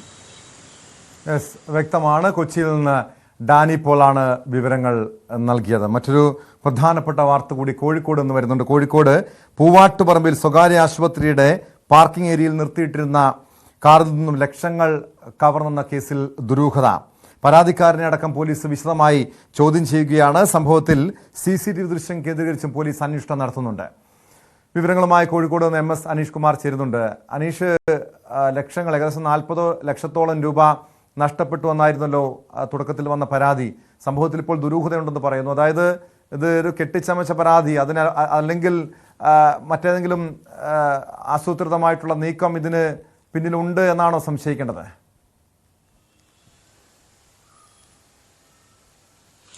ടോം, കെട്ടിച്ചമച്ച പരാതി എന്ന് പൂർണ്ണമായി നമുക്ക് പറയാൻ കഴിയില്ല. കാരണം നിലവിൽ പരാതിക്കാരൻ പരാതി നൽകിയിരിക്കുന്നത് ഈ സ്വകാര്യ ആശുപത്രിയുടെ പാർക്കിംഗ് സ്ഥലത്ത് പാർക്ക് ചെയ്തിരുന്ന വാഹനത്തിൽ നിന്നും അതിൻ്റെ ചില്ല് തകർത്ത്, മുൻവശത്തെ ചില്ല് തകർത്ത് അകത്ത് കിടന്ന് അതിൽ ചാക്കിൽ സൂക്ഷിച്ചിരുന്ന 40,25,000 രൂപ മോഷ്ടിച്ചു എന്നാണ്. അത് എവിടുന്ന് വന്ന പണമാണ് എന്നടക്കമുള്ള കാര്യങ്ങളെക്കുറിച്ച് പോലീസ് പരിശോധിച്ചിരുന്നു. ഈ പരാതിക്കാരനായ റഹീസിൻ്റെ കുടുംബം പറയുന്നത് അത് റഹീസിൻ്റെ ഭാര്യാപിതാവ് ഒരു കച്ചവട സ്ഥാപനം വിറ്റതുമായി ബന്ധപ്പെട്ട 40 ലക്ഷം രൂപ ലഭിച്ചിരുന്നു. ആ പണം സൂക്ഷിക്കാനായി റഹീസിനെ ഏൽപ്പിക്കുകയായിരുന്നു.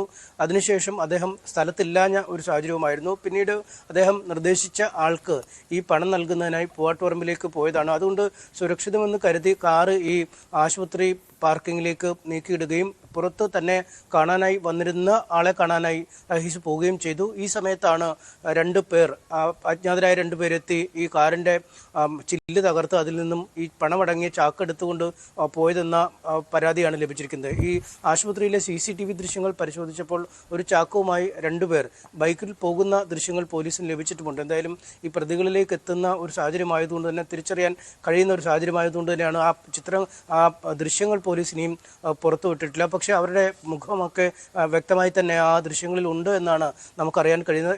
തീർച്ചയായും അവരെ കേന്ദ്രീകരിച്ചുള്ള ഒരു അന്വേഷണം തന്നെയാണ് ഇപ്പോൾ നടന്നുകൊണ്ടിരിക്കുന്നത്. പക്ഷേ മറുവശത്ത് ചില സംശയങ്ങൾ പോലീസിനുണ്ട്. ഒന്ന്, ഈ ഇത്രയധികം പണം എങ്ങനെ പണമായി, ക്യാഷായി അല്ലെങ്കിൽ കറൻസി നോട്ടുകളായി എങ്ങനെ ലഭിച്ചു എന്നാണ്. നമുക്കറിയാം സാധാരണ ഇവിടെ നമ്മുടെ നാട്ടിലൊക്കെ ഉള്ള വലിയ ഇടപാടുകൾ, അത് 2 ലക്ഷം രൂപയ്ക്ക് മുകളിലുള്ള ഇടപാടുകളൊക്കെ പൂർണ്ണമായും ഓൺലൈനായി ചെയ്യണം.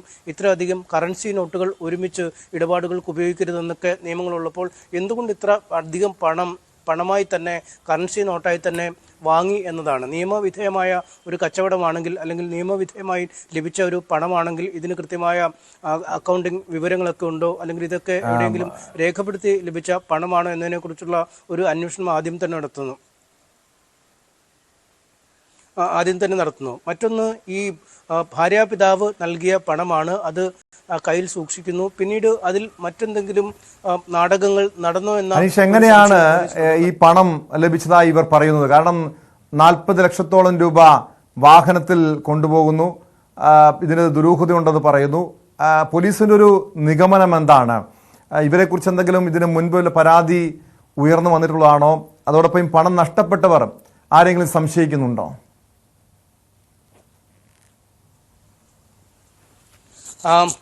ടോം, ഈ അടുത്ത കാലത്തായി നമ്മൾ പരിശോധിച്ചാൽ ഇത്തരം ഈ വാഹനങ്ങളിൽ നിന്നൊക്കെ ദുരൂഹ സാഹചര്യത്തിൽ പണം നഷ്ടമാവുന്ന കേസ്, നേരത്തെ തന്നെ കോഴിക്കോട് ഒരു കാറിൽ ഒരു യുവാവിനെ മുളകുപൊടി ദേഹത്ത് ഇട്ട ശേഷം മർദ്ദിച്ച് പരിക്കേൽപ്പിച്ച് പണവുമായി ഒരു സംഘം കടന്നുകളഞ്ഞു എന്നൊക്കെ പറഞ്ഞുള്ള ഒരു പരാതി വന്നിരുന്നു. ആ കേസെടുത്തിട്ട് ഒടുവിൽ ഈ പരാതിക്കാരൻ തന്നെ അറസ്റ്റിലാവുന്ന ഒരു സാഹചര്യം, ഒരു വ്യാജ പരാതി ആയിരുന്നു എന്ന്, അതും 2-3 മറ്റുള്ളവർ കൂടെ ചേർത്ത് ആസൂത്രണം ചെയ്ത ഒരു പരാതിയായിരുന്നു. അങ്ങനെ നടത്തിയ ഒരു വ്യാജ കവർച്ചയായിരുന്നു എന്ന് കണ്ടെത്തിയതാണ്. അടുത്തിടെ മലപ്പുറത്ത് ഇതുപോലെ സ്വർണ്ണാഭരണങ്ങൾ കൊണ്ടുപോകുന്ന വഴിയിൽ ഒരു കവർച്ച നടന്നു. അതിൻ്റെയും പിന്നിൽ ഈ പരാതിക്കാരൻ തന്നെയാണ് എന്ന ഒരു നിഗമനത്തിലേക്ക് എത്തിയിരുന്നു. അതുകൊണ്ട് അത്തരത്തിലൊരു സാധ്യതകളും അല്ലെങ്കിൽ ആ ഒരു സാധ്യത പോലും തള്ളിക്കളയാൻ കഴിയില്ല എന്ന രീതിയിലേക്കാണ് ഇവിടെയും കാര്യങ്ങൾ എത്തുന്നത്. കാരണം ഈ ഭാര്യാപിതാവ് പണം സൂക്ഷിക്കാൻ ഇയാളെ ഏൽപ്പിക്കുന്നു. ഇതിനുശേഷം ഇയാൾ ഈ പണവുമായി, അല്ലെങ്കിൽ പണം ബാഗിൽ പോലുമല്ല, ഒരു ചാക്കിൽ കെട്ടി, ഒരു ഹാർഡ് ബോർഡിന്റെ കവറിനകത്ത് ഇട്ട ശേഷം അതൊരു ചാക്കിൽ കെട്ടിയാണ് വാഹനത്തിലിട്ടിരിക്കുന്നത്. അതുകൊണ്ട് ചാക്കിൽ കെട്ടി ഒരു വാഹനത്തിനുള്ളിൽ ഇടുന്നത് പണമാണ് എന്ന് പുറത്തുനിന്ന് നോക്കുന്ന ഒരാൾക്ക് എങ്ങനെ പിടികിട്ടും?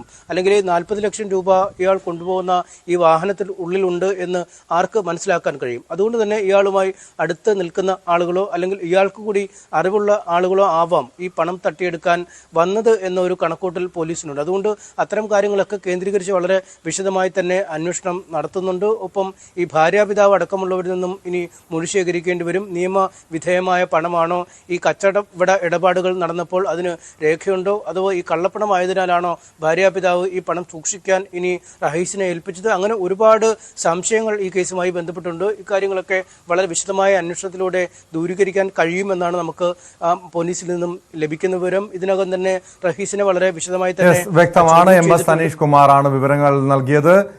കോഴിക്കോട് കവർച്ച കേസിലാണ്, 40 ലക്ഷത്തോളം രൂപ കവർന്ന കേസിലാണ് പോലീസ് ദുരൂഹത സംശയിക്കുന്നത്.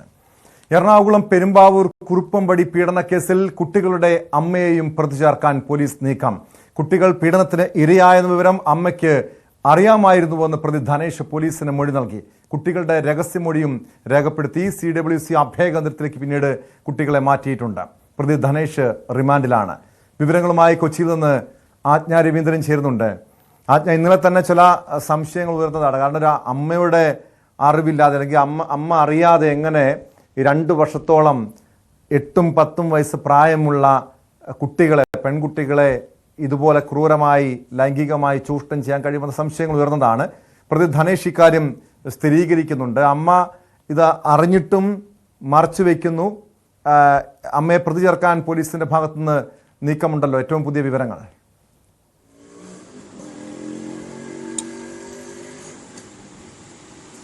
ടോം, അത് തന്നെയാണ് വ്യക്തമാകുന്നത്. ധനേഷ് നൽകിയ മൊഴിയുടെ അടിസ്ഥാനത്തിൽ ഈ അവസാനത്തെ 3 മാസത്തിനുള്ളിൽ താൻ കുഞ്ഞുങ്ങളെ പീഡിപ്പിക്കുന്ന കാര്യം അമ്മയ്ക്ക് അറിയാമായിരുന്നു എന്ന് തന്നെയാണ് ധനേഷ് പോലീസിന് നൽകിയിരിക്കുന്ന മൊഴി. അങ്ങനെയാണ്. അതുമാത്രമല്ല, കുഞ്ഞുങ്ങളുടെ രഹസ്യമൊഴിയും രേഖപ്പെടുത്തിയിട്ടുണ്ട്. അതേ തുടർന്ന് അവരെ CWCയുടെ അഭയ കേന്ദ്രത്തിലേക്ക് മാറ്റിയിട്ടുണ്ട്. കുട്ടികളുടെ പരീക്ഷ കഴിഞ്ഞതിന് ശേഷമായിരിക്കും കൂടുതൽ മൊഴിയെടുപ്പും മറ്റ് നടപടിക്രമങ്ങളും ഇക്കാര്യത്തിൽ ഉണ്ടാവുക എന്ന് തന്നെയാണ് കുറുപ്പുംപടി പോലീസ് സ്റ്റേഷനിൽ നിന്നും അറിയാൻ കഴിഞ്ഞത്. അങ്ങനെയാണ്. എന്നിരുന്നാൽ പോലും കഴിഞ്ഞ ദിവസവും ഇങ്ങനെ ഒരു സംശയമുണ്ടായതാണ്. ഈ 2 വർഷക്കാലത്തോളം കുഞ്ഞുങ്ങൾ പീഡനത്തിനിരയായപ്പോഴും അത് അവരുടെ ടീച്ചർ വഴി അല്ലെങ്കിൽ അവരുടെ സഹപാഠിക്കൊരു കുറിപ്പ് നൽകിയപ്പോൾ അത് ടീച്ചർ വഴി കുഞ്ഞുങ്ങൾ പീഡിപ്പിക്കപ്പെടുന്നുണ്ട് എന്ന് അറിയേണ്ടി വന്നൊരു സാഹചര്യത്തിൽ എന്തുകൊണ്ടാണ് അമ്മ ഇത്ര കാലം അത് അറിയാതെ പോയത് എന്നൊരു ചോദ്യം ഇന്നലെ ബാക്കിയായിരുന്നു. അതിൽ വ്യക്തത വരികയാണ്. 3 മാസക്കാലമായി അമ്മയ്ക്ക് അറിയാമായിരുന്നു എന്ന് തന്നെയാണ് ധനേഷ് മുന്നോട്ട് വെക്കുന്ന ധനേഷ് വ്യക്തമാക്കുന്നത്. അങ്ങനെയാണ്. പോലീസിന് നൽകിയ മൊഴി അനുസരിച്ചിട്ട് നമുക്ക് വ്യക്തമാകുന്നത് അങ്ങനെയാണ്. പക്ഷെ ഇതിനകത്ത് ധനേഷിന്റെ ഒരു ക്രൂക്കഡ് ബുദ്ധി ഉണ്ടോ എന്നുള്ളൊരു സംശയം പോലീസിനുണ്ട്. ആ കാര്യവും പോലീസ് സൂചിപ്പിക്കാതെ പോലെ. പക്ഷെ അമ്മയ്ക്ക് അറിയാമെന്നുള്ള കാര്യത്തിൽ പോലീസിന് ഇന്നലെ മുതൽ സംശയമുണ്ടായിരുന്നില്ല. പക്ഷേ ഈ കാര്യം കൃത്യമായി അറിഞ്ഞിട്ടും, അതായത് താൻ കുഞ്ഞുങ്ങളെ പീഡിപ്പിക്കുന്ന കാര്യം കൃത്യമായി അറിഞ്ഞിട്ടും അമ്മ അനങ്ങാതിരുന്നു എന്നുള്ള തരത്തിലുള്ള മൊഴിയാണ് ധനേഷ് പോലീസിന് നൽകിയിരിക്കുന്നത്. അത് അമ്മയെ ഒഴിവാക്കാൻ വേണ്ടിയിട്ടാണ് താൻ കുഞ്ഞുങ്ങളെ പീഡിപ്പിച്ചത് എന്ന് ഇന്നലെ ധനേഷ് പോലീസിന് മൊഴി നൽകിയിരുന്നു. ആ മൊഴി പുറത്തു വന്നപ്പോഴും അങ്ങനെയെങ്കിൽ ഈ കുഞ്ഞുങ്ങൾ പീഡിപ്പിക്കുന്ന വിവരം ആദ്യം അറിയേണ്ടത് ധനേഷ് പറഞ്ഞിട്ടെങ്കിലും അല്ലെങ്കിൽ പീഡിപ്പിച്ചില്ലെങ്കിൽ പോലും ഞാൻ നിന്റെ കുഞ്ഞുങ്ങളെ പീഡിപ്പിക്കുന്നു എന്നുള്ള വിവരം ഈ അമ്മയോടായിരിക്കാണ്. പീഡിപ്പിക്കും, ഒഴിഞ്ഞു പോയില്ലെങ്കിൽ എന്ന് ഭീഷണിപ്പെടുത്തേണ്ടുന്ന സാഹചര്യം ഉണ്ടായിട്ടും അത്തരം കാര്യങ്ങളാണ് ധനുഷ് മുന്നോട്ട് വയ്ക്കുന്നത്. ഈ അമ്മയോടായിരിക്കാം ഇയാൾ അക്കാര്യം ആദ്യം ഷെയർ ചെയ്യുക. അപ്പോൾ അത്തരം ഒരു സാഹചര്യം കൂടി നിൽക്കുമ്പോൾ എങ്ങനെയാണ് അതാണ് ഏറ്റവും സങ്കടകരമായ വാർത്ത. കാരണം 2 ചെറിയ കുട്ടികൾ, അവർക്ക് ചെറിയ പ്രായത്തിൽ അച്ഛനെ നഷ്ടപ്പെടുന്നു. പിന്നീട് അവർക്ക് സംരക്ഷണം നൽകേണ്ടത് ആ അമ്മയായിരുന്നു. ആ അമ്മയുടെ ഭാഗത്തു നിന്നാണ് ഇത്തരം ഒരു വലിയ രീതിയിലുള്ള ഗുരുതരമായിട്ടുള്ള വീഴ്ച അല്ലെങ്കിൽ വലിയൊരു ജാഗ്രത കുറവുണ്ടായെന്ന് മാത്രമല്ല വലിയൊരു കുറ്റം തന്നെയാണ് അവരുടെ ഭാഗത്തുനിന്ന് ഉണ്ടായിരിക്കുന്നത്. ഏതെങ്കിലും ഭീഷണിക്ക്, ഇയാളുടെ ഭീഷണിക്ക് വഴങ്ങി ഈ പെൺകുട്ടികളെ അമ്മയ്ക്ക് ഇയാൾക്ക് മുന്നിൽ കാഴ്ചവെക്കേണ്ടി വന്നൊരു സാഹചര്യമായിരിക്കുമോ? അതോ നമുക്കറിയാം ഇവരെങ്ങനെയാണ് സൗഹൃദത്തിൽ, ഈ അച്ഛൻ്റെ മരണത്തിന് ശേഷം ഇയാളുമായി, ധനേഷുമായി ഈ കുട്ടികളുടെ അമ്മ സൗഹൃദത്തിലാകുന്നു. അതിനുശേഷം ഈ അമ്മ അറിയാതെ തുടക്കത്തിൽ പീഡിപ്പിക്കുന്നു, പിന്നീട് അമ്മ ഇത് മറച്ചു വെച്ചു എന്നാണോ മനസ്സിലാക്കേണ്ടത്?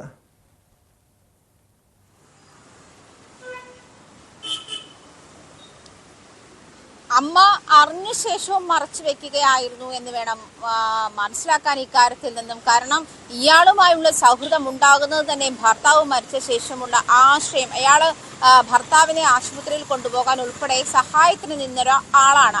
അതിൽ നിന്നുണ്ടായ ഒരു ഇൻഫാക്ച്വേഷനിലൂടെയാണ് ഈ റിലേഷൻഷിപ്പ് തുടർന്നതെന്നാണ് പോലീസ് കഴിഞ്ഞ ദിവസം പറഞ്ഞത്. അതിനുശേഷം ഈ അച്ഛൻ മരിച്ചപ്പോൾ ഇയാൾ ഇവരുമായി അടുപ്പം സ്ഥാപിക്കുകയും ഇവരുമായി ലിവിങ് ടുഗദർ റിലേഷൻഷിപ്പിലാവുകയും ചെയ്തിരുന്ന ഒരു സാഹചര്യമാണ്.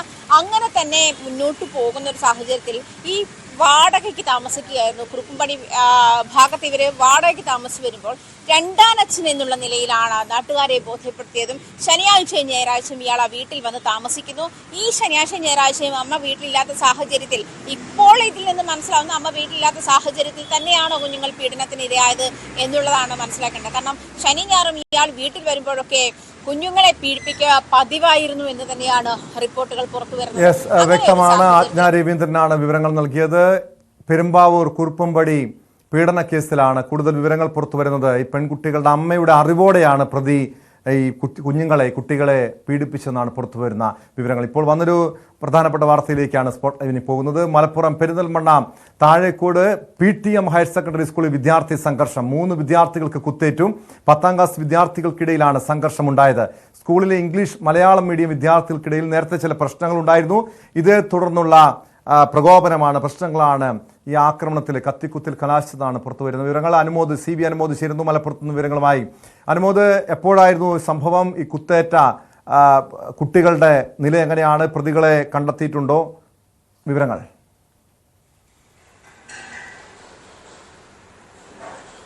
ടോം, ഇന്ന് 11:30-യോടെയാണ് സംഭവം ഉണ്ടായത്. SSLC പരീക്ഷ കഴിഞ്ഞ് പുറത്തിറങ്ങിയ ശേഷം ഈ വാക്കുതർക്കവും സംഘർഷവും ഉണ്ടാവുകയായിരുന്നു. ഇതിലെ കേസിൽ ഒരു കുട്ടിയാണ് ഈ അക്രമം നടത്തിയതെന്നാണ് പ്രാഥമികമായി നമുക്ക് ലഭ്യമാകുന്ന വിവരം. ഈ കുട്ടിയെ മുൻപ് ഈ പല തരത്തിലുള്ള ഈ കുട്ടികളുമായുള്ള പ്രശ്നങ്ങളെ തുടർന്ന് സ്കൂളിൽ നിന്ന് പുറത്താക്കിയിരുന്നു. തുടർന്ന് പരീക്ഷ എഴുതാൻ മാത്രമായിരുന്നു ഈ കുട്ടിക്ക് അനുമതിയുള്ളത്. അങ്ങനെ പരീക്ഷ എഴുതാൻ മാത്രം അനുമതിയുള്ള ഈ കുട്ടി പരീക്ഷയ്ക്ക് ശേഷം മുൻപ് താനുമായിട്ട് അത്ര സൗഹൃദത്തില്ലാത്ത കുട്ടികളോട് തർക്കമുണ്ടാവുകയും അവർ തമ്മിൽ സംഘർഷം ഉണ്ടാവുകയും കൈവശമുണ്ടായിരുന്ന മൂർച്ചയേറിയ എന്തോ ഒരു ഉപകരണം വെച്ച് അല്ലെങ്കിൽ ആയുധം വെച്ച് ആക്രമിക്കുകയും ചെയ്തു എന്നാണ് പരിക്കേറ്റ കുട്ടികൾ പറയുന്നത്. 3 കുട്ടികൾക്ക് മുറിവേറ്റിട്ടുണ്ട്. 2 പേരെ മഞ്ചേരി മെഡിക്കൽ കോളേജിലും ഒരാളെ പെരിന്തൽമണ്ണയിലെ സ്വകാര്യ ആശുപത്രിയിലാണ് പ്രവേശിച്ചിരിക്കുന്നത്. ആരുടെയും നില ഗുരുതരമല്ല, പക്ഷേ മുറിവേറ്റതിൻ്റെതായ ബുദ്ധിമുട്ടുകളുണ്ട്. ഈ കുട്ടിക്ക് വേണ്ടി പോലീസ് അന്വേഷണം നടത്തുന്നു എന്നാണ് അറിയുന്നത്. അക്രമം ഉണ്ടാക്കിയ ശേഷം കുട്ടി ഓടിപ്പോകാൻ ശ്രമിക്കുകയായിരുന്നു ചെയ്തത്.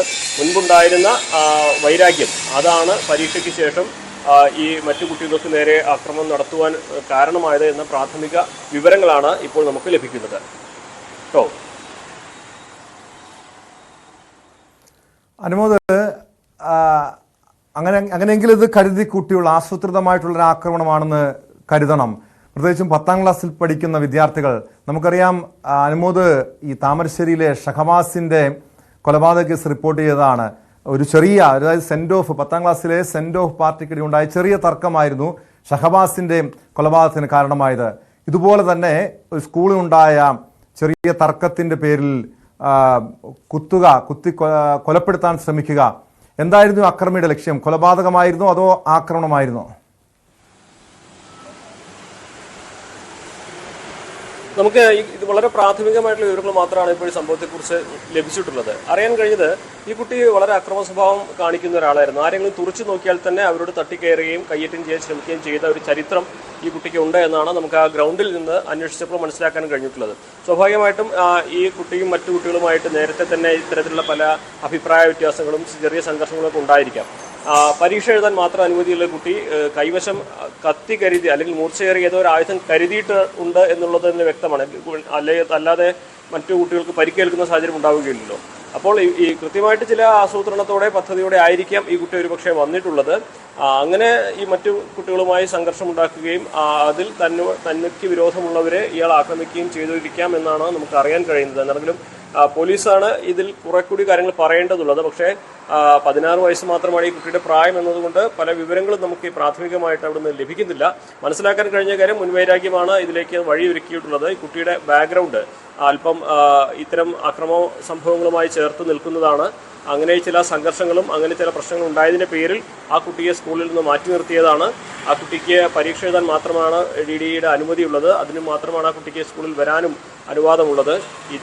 ഇത്രയും ചരിത്രമുള്ള ഒരാൾ സ്വാഭാവികമായിട്ടും പരീക്ഷ കഴിഞ്ഞ് തനിക്ക് വിരോധമുള്ളവരോട് തൻ്റെ വൈരാഗ്യം തീർക്കുവാൻ ഒരുപക്ഷെ എന്തെങ്കിലും തരത്തിലുള്ള പ്രകോപനം സൃഷ്ടിക്കുകയും അത് ഈ സംഘർഷത്തിലേക്ക് സാഹചര്യമൊരുക്കുകയും തുടർന്ന് തൻ്റെ കൈവശമുള്ള ഉണ്ടായിരുന്ന ആയുധമോ ഉപകരണമോ എന്താണെങ്കിലും ആ മൂർച്ചയേറിയ വസ്തു ഉപയോഗിച്ച് മറ്റു കുട്ടികളെ ആക്രമിക്കുകയും ചെയ്തിരിക്കാമെന്നാണ് നമുക്ക് പ്രാഥമികമായിട്ട് വിലയിരുത്താൻ കഴിയുന്ന ഒരു കാര്യം. ടോം. യെസ്, മലപ്പുറത്ത് നിന്ന് CV അനുമോദാണ് വിവരങ്ങൾ നൽകിയത്. പെരിന്തൽമണ്ണയിലാണ് 10ാം ക്ലാസ് വിദ്യാർത്ഥികൾ തമ്മിലുള്ള സംഘർഷത്തിനിടെ 3 വിദ്യാർത്ഥികൾക്ക് കുത്തേറ്റത്. എറണാകുളം SRM റോഡിൽ യുവാവിന് നേരെ ആക്രമണം. യുവാവിനെ വാഹനമിടിച്ച് കൊലപ്പെടുത്താൻ ശ്രമം. കാറിന്റെ ബോണറ്റിന് മുകളിൽ കിടന്ന യുവാവിനെ 1/2 കിലോമീറ്ററോളം റോഡിലൂടെ കൊണ്ടുപോയി. എറണാകുളം നോർത്ത് പോലീസ് കേസെടുത്തിട്ടുണ്ട്. ഡാനി ഇപ്പോൾ ചേരുന്ന വിവരങ്ങളുമായി. ഡാനി, ഇന്നലെ രാത്രിയിൽ ഉണ്ടായ സംഭവം എന്നാണ് മനസ്സിലാക്കാൻ കഴിയുന്നത്. എന്താണ് ഈ ആക്രമണത്തിൽ കാരണമായത്? പോലീസ് നൽകുന്ന വിവരങ്ങൾ.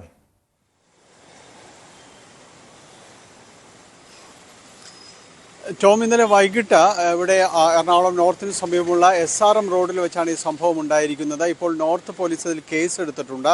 4 പേർക്കെതിരെയാണ് കേസ് എടുത്തിട്ടുള്ളത്. അത് എറണാകുളത്തിന് പുറമെ നിന്ന് ഇവിടെ നിന്ന് വന്ന് ജോലി ചെയ്ത് താമസിക്കുന്നവരാണ് ഈ 4 യുവാക്കളും എന്നാണ് അറിയാനായിട്ട് സാധിക്കുന്നത്.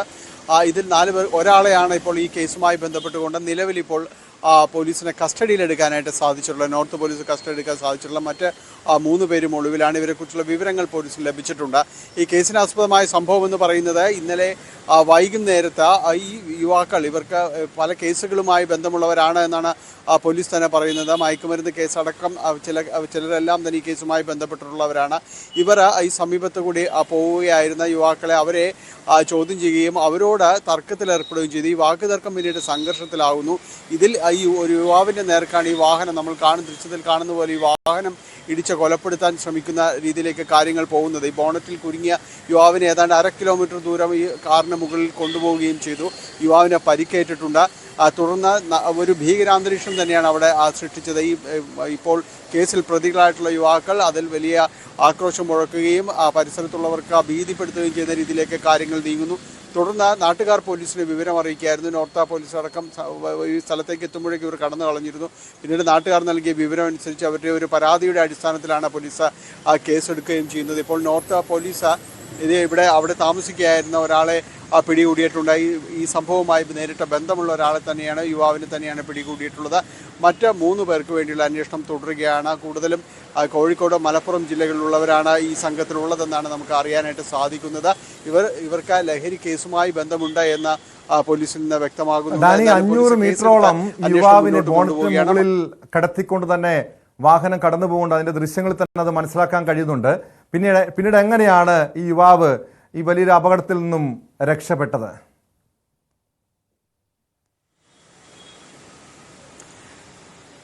ടോം, ഇതിൽ അത്ഭുതകരമായാണ് ഇയാൾ രക്ഷപ്പെട്ടത്. കാരണം കാറിന് അടിയിലേക്ക് പോകേണ്ടതായിരുന്നു, അല്ലെങ്കിൽ തെറിച്ചു വീഴുമ്പോൾ മറ്റു വാഹനങ്ങൾക്ക് മുന്നിലേക്ക് വീഴേണ്ടതായിരുന്നു. പക്ഷെ അത്ഭുതം കൊണ്ട് മാത്രമാണ് ഇയാൾക്ക് അതിൽ നിന്ന് തെന്നിമാറാൻ റോഡിന് ഇരുവശത്തേക്ക് മറ്റൊരു വശത്തേക്ക് വീഴാനും കഴിഞ്ഞത്. അതിൽ നിന്ന് അത്ഭുതകരമായി ഇയാൾ രക്ഷപ്പെടുകയായിരുന്നു. തുടർന്ന് നാട്ടുകാരെല്ലാം ബഹളം വെച്ച് വാഹനം നിർത്താനെല്ലാം ആവശ്യപ്പെട്ടു. അങ്ങനെ കാർ സ്റ്റോപ്പ് ചെയ്യുമ്പോഴാണ് അയാൾ താഴേക്ക് വീഴുകയും ചെയ്തത്.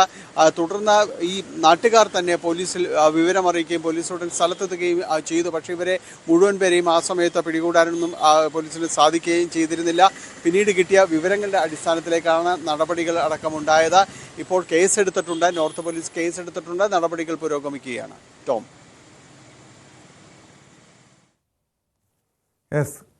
വ്യക്തമാണ്. കൊച്ചിയിൽ നിന്ന് ഡാനി പോളാണ് വിവരങ്ങൾ നൽകിയത്. എറണാകുളം SRM റോഡിലാണ് യുവാവിന് നേരെ ആക്രമണം ഉണ്ടായത്. യുവാവിനെ വാഹനം പിടിച്ച് കൊലപ്പെടുത്താൻ ശ്രമിക്കുന്നു. കാറിന്റെ ബോണറ്റിന് മുകളിൽ കിടന്ന യുവാവിനെ 1/2 കിലോമീറ്ററോളം റോഡിലൂടെ വലിച്ചിഴച്ചു കൊണ്ടുപോയി. എറണാകുളം നോർത്ത് പോലീസ് സംഭവത്തിൽ കേസെടുത്തിട്ടുണ്ട്. സ്പോട്ട് ലൈവ് പൂർണ്ണമാകുന്നു. നമസ്കാരം.